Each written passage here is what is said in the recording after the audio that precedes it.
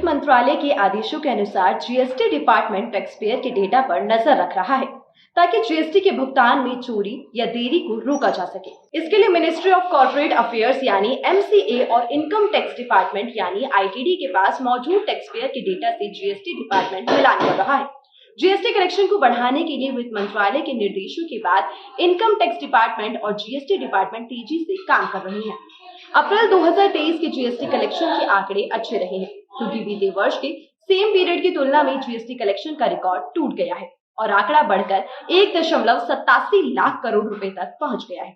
तो इस आंकड़े को और बढ़ाने के लिए वित्त मंत्रालय ने इनकम टैक्स डिपार्टमेंट और जीएसटी डिपार्टमेंट को निगरानी के लिए निर्देशित किया है। साथ ही जीएसटी चोरी को रोकने के लिए टैक्स पेयर पर निगरानी बढ़ाई गई है। इसके लिए जीएसटी विभाग तकनीक का इस्तेमाल कर रहा है।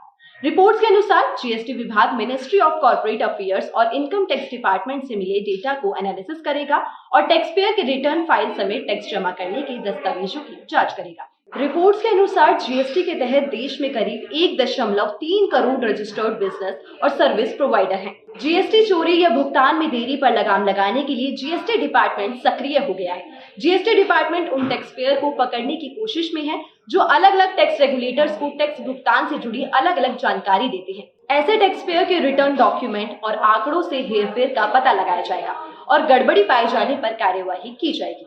बता दें कि आयकर नियमों के अनुसार 2 करोड़ से ज्यादा और 5 करोड़ रुपए तक के जीएसटी फ्रॉड, चोरी या गलती के मामले में आर्थिक जुर्माना और 3 साल तक की कैद का प्रावधान है।